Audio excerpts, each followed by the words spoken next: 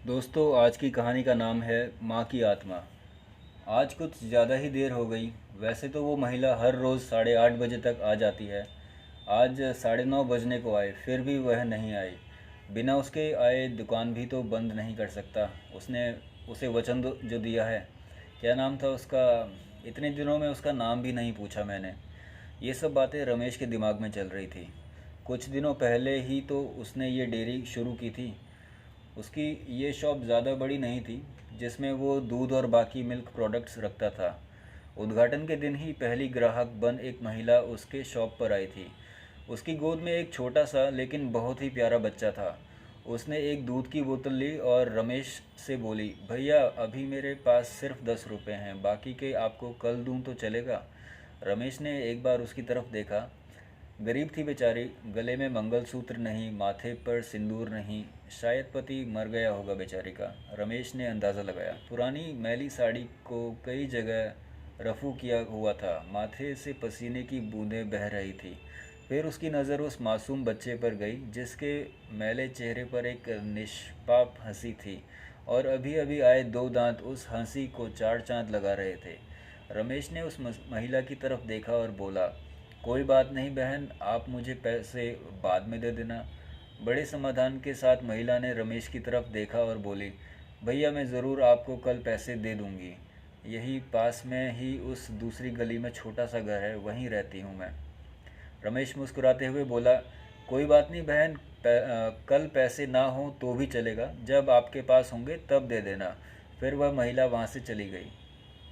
अगले दिन वह महिला पैसे लेकर डेयरी पर आई और पैसे रमेश को देने लगी। रमेश ने पैसे लेने से मना किया और बोला, नहीं बहन, मैं यह पैसे नहीं ले सकता, क्योंकि कल आपने मेरी बोनी की थी और कल मुझे 2000 रुपये का फ़ायदा हुआ। आप मेरे लिए बहुत लकी साबित हुई, इसलिए यह पैसे मैं नहीं ले सकता। रमेश की कही इस बात ने उस महिला को बहुत ज़्यादा खुशी हुई, क्योंकि इतने सालों बाद किसी ने पहली बार उसको लकी कहा था। वरना पति के मौत के बाद तो उसके ससुराल वालों ने उसे पनौती कहकर घर से ही निकाल दिया था। भैया रात को कितने बजे तक आपकी यह शॉप खुली रहती है? महिला ने रमेश से पूछा। 8 बजे बंद कर देता हूँ बहन, रमेश ने कहा। रमेश का जवाब सुनकर महिला का चेहरा उदास हो गया। रमेश को यह समझते देर नहीं लगी। उसने पूछा, कोई समस्या है बहन? अपने बच्चे और अपना पेट पालने के लिए मैं 2 घरों में झाड़ू बर्तन का काम करती हूँ। यह सब काम करके रात को 8:30 बजे घर लौट पाती हूँ। तब तक यहाँ आसपास के सभी दुकान बंद हो जाते हैं और लाचारी में मुझे अपने बच्चे को भूखे पेट ही बहला फुसला कर सुलाना पड़ता है। वह बोल नहीं सकता ना, उसी का फ़ायदा उठाती हूँ, कहते हुए उस महिला का गला भराया। महिला की बातें सुन रमेश को बहुत बुरा लगा। फिर वह बोला, आप चिंता मत कीजिए बहन, बिना आपको दूध की बोतल दिए यह शॉप बंद नहीं होगी, लेकिन मेरी एक शर्त है। अपने आंसू पोंछते हुए महिला ने रमेश की ओर देखा और पूछा, क्या शर्त है? रमेश बोला, आप मुझे दूध के पैसे नहीं देंगी। यह सुन उस महिला की आंखें फिर छलक गई, लेकिन इस बार आंसू दुख के नहीं, खुशी के थे। उसे ऐसा लग रहा था जैसे इंसान के रूप में भगवान उसकी मदद करने आ गए हों। उस दिन से हर दिन 8:30 बजे वो डेयरी पर आकर दूध की बोतल लेकर जाती। धीरे धीरे 5 महीने बीत गए और धीरे धीरे महिला बीमार होने लगी। ज़्यादा काम और चिंता की वजह से उसका शरीर दिन ब दिन सूखता जा रहा था। ऐसे ही एक दिन रमेश अपनी दुकान का सारा काम खत्म कर इस महिला के आने का इंतज़ार कर रहा था। 9:30 बजे वो महिला आई। आज उसका चेहरा कुछ ज़्यादा ही बेजान नज़र आ रहा था। बीमारी के कारण आँखों के नीचे काले घेरे और ज़्यादा बढ़े हुए नज़र आ रहे थे। रमेश ने तुरंत फ्रिज खोल कर दूध की बोतल निकाल उसे दी। फ्रिज बंद करने के लिए रमेश मुड़ते हुए बोला कि बहन आज कुछ ज़्यादा ही देर कर दी। वो घूमा, तब तक वो महिला दूध की बोतल लेकर जा चुकी थी। उसने सोचा आज ज़्यादा देर हो गई, इसलिए वो जल्दी चली गई होगी। बेचारी का बच्चा रोता होगा भूख से। रमेश ने दुकान बंद की और घर चला गया। अगले दिन ठीक 8 बजे वो महिला शॉप पर आई और आकर बिना कुछ बोले खड़ी हो गई। हमेशा की तरह उसने रमेश से दूध की बोतल ली। कोई चीज़ नीचे गिरी तो रमेश उठाने के लिए नीचे झुका।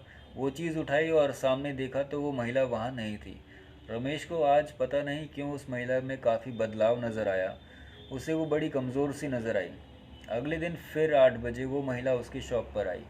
आज रमेश ने उसका चेहरा बड़े गौर से देखा। उसका चेहरा सफ़ेद पड़ चुका था, मानो उसके चेहरे का तेज कब का जा चुका हो। उसने सोचा, बेचारी गरीब महिला करे भी तो क्या, ना किसी का सहारा, ना अच्छी आमदनी, ज़रूर पैसों की कमी की वजह से बीमार होते हुए भी दवाई नहीं कराई होगी। रमेश जल्दी से अपनी शॉप बंद कर अपने घर गया। घर जाकर उसने ये सारी बात अपनी पत्नी को बताई। उसकी पत्नी भी उसकी तरह भले स्वभाव की थी। उसे भी उस महिला की परिस्थिति पर दुख हुआ। वो रमेश से बोली, ऐसा करते हैं, कल उस महिला के घर चलते हैं और उसे किसी अच्छे डॉक्टर को दिखा आते हैं। रमेश को अपनी पत्नी की बात सुनकर उस पर गर्व हुआ, क्योंकि उसके विचार भी उसी की तरह दूसरों के प्रति परोपकार के थे। अगले दिन सुबह दोनों उस महिला के घर जाने को रवाना हुए। रमेश को उसका पता ठीक से याद था। जब वे उस छोटी सी गली में पहुंचे तब वहां एक छोटा सा मकान था, जिसके आसपास दूर दूर तक और किसी का घर नहीं था। जैसे जैसे वे उस मकान की तरफ बढ़ते जा रहे थे, वहां एक बदबू तेज़ होती जा रही थी। दोनों उस मकान तक पहुंचे और दरवाज़ा खटखटाया ही था कि वो खुल गया और वो बदबू असहनीय रूप से बढ़ गई। फिर भी दोनों अपनी नाक पर कपड़ा रखकर उस अंधेरे मकान में घुसे, जहां बच्चे के खेलने की आवाज़ आ रही थी। रमेश ने किसी तरह स्विच ढूंढकर मकान की लाइट जलाई और सामने जो दृश्य दोनों ने देखा, वह देखकर दोनों की आंखें फटी की फटी रह गई। उस कमरे में उस मासूम बच्ची की माँ मरी हुई पड़ी थी।